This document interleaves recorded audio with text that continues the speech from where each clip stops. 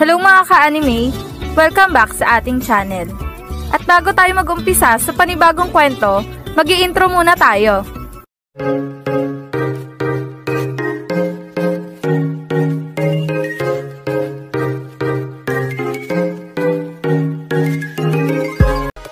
Bago natin simulan ng panibagong kwento ng high school week, gusto ko lang ipaalala sa inyo ng paulit-ulit na ang kwentong ito ay isang fanmade lamang na nabasa ko lang sa isang site at hindi ito kasama sa totoong kwento ng Slam Dunk. Ngayon, kung nagustuhan niyo ang ganitong kwento, please pa-like ng ating video at pa-follow na din sa ating Facebook page na Tagalog Anime Manga. Tara, umpisa na natin ang chapter 145 ng International League. Nagawa ang matambakan ng Ryukufu ng 6 na puntos ng kupunan ng Shoku at 3 minuto na lang ang natitirang oras para sa unang half ng laban. Nalabis na ikinatuwa talaga ng buong tagahanga ng Ryukufu. Habang itong si Hanamichi naman ay labis na naiinis. Dahil na nga sa nagawa ng matambakan ng Ryukufu ang kanilang kupunan. At 3 minuto na lang ang natitirang oras para sa unang half ng laban. Ano ba naman yan? Bakit dito pa nangyari ito? Bakit kung kailan patapos na ang unang half ng laban, tsaka pa sila nakalamang na gusto sa amin? Nakakaasar. Hindi pwedeng matalo nila kami. Hindi pwedeng matalo kami sa laban na to. Kailangan may gawin ako. Kung hindi ako makakilos sa ilalim ng basket, pues, kikilos ako sa labas ng basket. Sige, tignan natin ngayon, Michael. Tignan natin kung magagawa mo akong pigilan. Ngayon, humanda na kayo, Ryukufu. Hindi papayag ang sangenyong ito na matalo sa laban. Yan ang sabi ni Hanamichi sa kanyang sarili. Sa kabilang banda naman, hawak na ng Shoku ang bola at tinadala na ito ni Ryota papunta sa kanilang basket.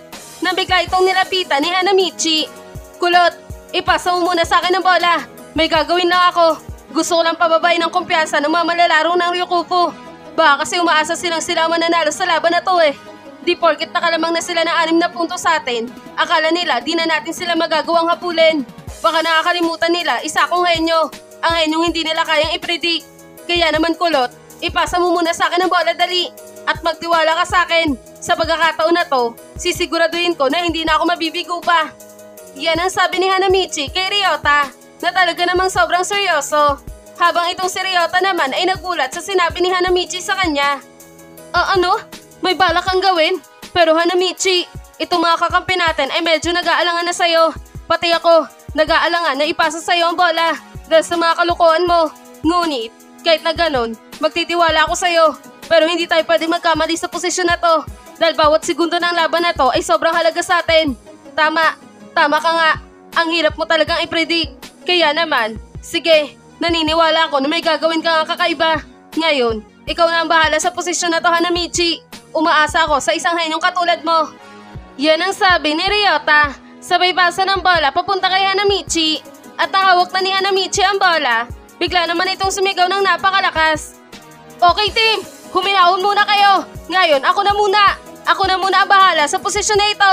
At kayo, huwag na kayong pumunta pa sa basket nila. Bagkos, dumipensa na kayo dito. Dahil siguradong puntos na natin ito. Magtiwala kayo sa akin sa pagkakataon na ito mga kasama. Hindi ko kayo bibiguin. Pangako ko yan sa inyo.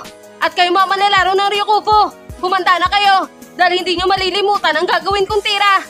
Yan ang sigaw ni Hanamichi na talaga namang ikinagulat ang buong manlalaro ng Shoku. Ano? Anong sabi mo, Hanamichi? Nagpapatawa ka ba? Sa tingin mo, susunod kami sa'yo? Yan ang sabi ni Mitsui. Gunggong ka talaga. Ano na naman ba yung kalokohan na gagawin mo? Mukhang gagawin mo na naman ang ginawa mo nung laban natin sa Aichi ah. Yan naman ang sabi ni Akagi. Sira ulo talaga ang lokong to.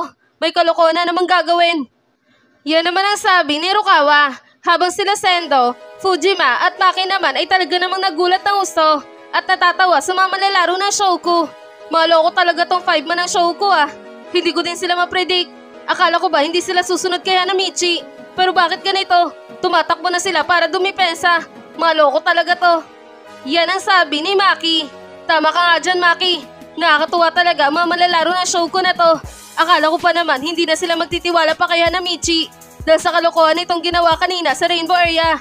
Pero ngayon, talaga namang buo ang tiwala nila sa plano nitong si Hanamichi. Yan naman ang sabi ni Sendo. Katulad din to ng laban natin sa Winter Cup. Ganitong ginawa nila sa Aichi. Mukhang nagtitiwala na ulit sila kay Hanamichi ah. Yan naman ang sabi ni Fujima na talaga namang natatawa. Nang bigla nagsalita itong si Coach Hansai. Makukulit at mapasaway talaga ang 5 yan. Pero kapag nagseryoso sila, talaga namang hindi mo sila makikita ng pagkakamali sa laro. Lalong-lalo na itong si Hanamichi. Kapag nagsalita ito, talaga namang totohanin niya. Ngunit may pagkakataon talaga na nagkakamali din siya. Pero mas marami naman ang naitutulong niya sa ating kupunan. Kaya naman, kahit nagkakamali ito paminsan-minsan, makikita talaga natin sa kanyang mga kasama na buo pa din ang tiwala nila sa batang yan. Yan naman ang sabi ni Coach Hansai. Habang itong si Mr. Smith naman ay nakatitig lamang sa mga malalaro ng Shouko. At talaga namang namamanga ito sa determinasyon itong si Hanamichi. Habang ang buong manonood ay nagulat din sa kanilang nakita. Dahil imbes na umanda ang Shouko para sa opensa, hindi nila ito ginawa. Bagkos, naganda na sila para dumipensa. Na parang sobrang laki ng tiwala nila kay Hanamichi na makakagawa ito ng puntos kahit na hindi na sila tumulong. Ano? Ano tong nangyayari na to? Bakit ganito ang ginagawang laro ng Shouko? Hawak pa na may pulang buhok ang bola. Pero bakit tumatakbo na agad sila papunta sa kabilang court? Ano bang nangyayari dito? Nababaliw na ba ang buong kupunan ng Shouko? Kahit itong coach nila ay walang ginagawang aksyon para pigilan itong mamalalaro niya. Ano bang binabalak nila? Bakit sila ganito maglaro? Huwag mong sabihin na sumusuko na sila. Sumusuko na sila porket nagawa na silang tambakan ng Ryukufu at magawa makontrol ng Ryukufu ang laban sa kanila. Pero okay lang to dahil mas papabor naman ito sa Ryukufu. Ngayon, sigurado na ang kalamang ng Ryukufu dito. Sige Ryukufu, pigilan nyo na ang pulang buhok na yan. Siya na lang mag-isa ang aatake sa inyo. Kaya naman, sigurado magagawa niya siyang mapigilan. Yan ang sigaw ng mga manonood. Sa kabilang banda naman, itong si Hanamichi ay biglang napangiti sa kanyang sarili. Dahil nakita niya ang kanyang mga kakampi na malaki ang tiwala sa kanya.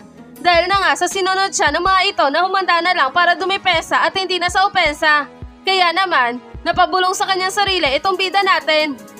Maraming salamat mga kasama. Maraming salamat dahil pinagkakatiwalaan niyo ako kahit na marami akong naging pagkakamali sa larong ito. At ako ang dahilan kung bakit sila nakakalamang ng uso sa atin. Ngayon, hindi ko kayo bibiguin at sisiguraduhin kung makakapuntos tayo. Basta, tiwala lang sa isa't isa. Makukuha ulit natin ang kalamangan sa kanila. Yan ang sabi ni Hanamichi sa kanyang sarili. Sabay tumalon at tumira ng isang napakalayong tres. Nalabis na ikinagulat na naman ang uso ng mga manonood. Ano? Hoy, may pulang buhok! Ano ba yung ginagawa mo? Ano bang nasa isip mo? Bakit ka tumira ng isang sobrang layong tres? Huwag kang padalos-dalos ng tira. Ngayon, na sobrang laki na ng lamang ng Ryukufu sa inyo. Kaya naman, importante ang bawat tira na gagawin nyo sa laban na to. Tapos kayo mga malalaro ng Shouko. Umalis pa kayo sa opensa. Ano na? Ano nang gagawin natin kapag sumablay yan? Sino ang re-rebound? Sino ang kukuha ng bola para sa opensa natin? Nakakainis. Bakit ba ganito ang nangyayari? Ayaw nyo bang manalo dito? Ang laki pa naman ang pusta namin sa inyo. Tapos ganito lang ang gagawin nyo. Magpapatalo lang pala kayo sa mga malalaro ng Ryukufu. Yan ang sigawan ng mga tagahanga ng Shouko. Habang si Hanamichi naman ay tinira na nga ang kanyang napakalayong tres. Nang biglang napahinto ang lahat ng mga malalaro ng Shouko sa pagtakbo. At ang buong manonood at ibang malalaro ng Shouko ay napatayo pa sa kanilang kinauupuan. Dahil sa sobrang gulat sa kanilang nakita. Dahil ang bolang itinira ng ating bida na si Hanamichi Sakuragi ay tumama sa kanilang ring at tumalbog ito pa itaas. Ano? Anong nangyari Hanamichi? Patay! Delikado na tayo dito! Sablay ba? Naku po, pasaway ka talagang gunggong ka! Hindi to pwede! Hindi pwedeng sumablay ang tira na yan! Dahil wala nang kukuha ng rebound! Naku po, wala pa namang magre-rebound sa ilalim ng basket! Mukhang nagkamali kami ng tiwala sa ungas na to ah! Yan ang nga bang sinasabi ko eh! Delikado tayo dito! Pasaway ka talagang Hanamichi ka! Ungas! Ano ba yung ginawa mo? Sinayang mo ang posisyon na to! Yan ang sabi ng buong kupunan ng Shouko na talaga namang hindi makapaniwala. Habang itong mga malalaro ng Ryukufu ay labis na natuwa dahil may pag-asa silang makuha ang rebound dahil walang malalaro ng Shouko sa ilalim ng basket. Yari na kayo! Masyado kayong kampante kay Hanamichi ah! Ngayon, siguradong amin na ang rebound na to. Yan ang sabi ni Michael. Hikaru, kunin mo na ang rebound na yan! Siguradong sa'yo na yan! Dahil wala ka ng kasabayan dyan! Yan naman ang sigaw ni Coach Cherry. Habang ang buong tropa ng Shouko naman ay nainis kay Hanamichi. Hanamichi, ano ba yung ginagawa mo? Masyado kang pabara-bara. Hindi mo iniisip ang kapakanan ng kupunan ng Shouko. Akala mo ba siguradong may ipapasok mo yung bola na yan sa ganyang sitwasyon? Eh masyado kang malayo para sa tres. Kaya naman, imposible talaga ma-shoot mo yan. Yan naman ang sigawan ng mga tropa ng Shouko. Habang si Hanamichi naman ay biglang tumalikod. Sabay nagtaas ito ng kamay na para bang buo ang tiwala sa kanyang sarili. Habang ang bolang tumalbog pa itaas sa ring ay biglang tumalbog at pumasok sa kanilang basket na talaga namang ikinagulat ng buong manonood kahit pa ang mga manlalaro ng Shouko sa bench, maging ang mga manlalaro ng Ryukufu ay hindi makapaniwala dahil sa kakaibang tira ni Hanamichi na hindi nila mapredict. Ano? Pumasok ang ganong klaseng tira? Parang sumablay na yun Tapos biglang papasok ulit?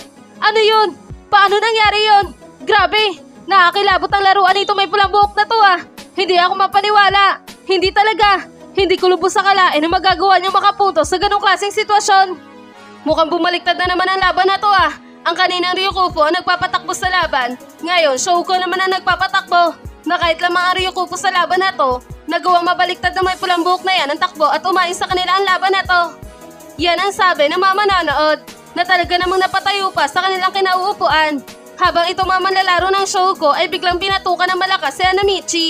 Dahil na nga sa pinakabas nila nito sa kanyang tira. Gunggong ka talaga, Hanamichi. Akala pa naman namin sasablay ka pa. Nakakaasar ka. Pinakaba mo kami dun Yan ang sabi ni Mitsui. Sira ulo kang gunggong ka. Pinakaba mo talaga kami. Tignan mo yung mga manonood. Nakatayo na sa kanilang kinauupuan. Dahil sa tira mo na yon na halos hindi malaman kung papasok ba o hindi. Pero nice one. Dahil nagawa mo maipasok ang tira na yon. Yan naman ang sabi ni Ryota. Abnormal ka talaga, Sakuragi. Akala ko hindi mo maipapasok yun Mababatukan talaga kita ng malakas kapag sumablay ka doon. Yan naman ang sabi ni Akagi. Masira ba kayo? Sa tingin nyo ba sasablay ang henyong ito? Sa tingin nyo ba hayaan ko matalo ang kupunan na to? Baka nakakalimutan nyo. Ako ang henyong si Hanamichi Sakuragi. Ang henyong hindi sumasablay. Yan ang natatawang sabi ni Hanamichi. Na bigla nagsalita si Rukawa. Hindi sumasablay? Baka nakakalimutan mong sumablay ka ng 2 beses sa laban na to. Kaya naman, wag mong matawag-tawag yung sarili mo na henyo. Dahil may tira kang sinayang. Pero naisun pa din. Dahil kahit papaano, nakagawa ka ng maganda sa posisyon na ito. Ngayon, humanda na kayo. Dahil kailangan pa nating dumipesa at may hahabulin pa tayong puto sa kanila. Yan naman ang sabi ni Rukawa. At dito na nagtatapos ang Chapter 145 na International League. Isa na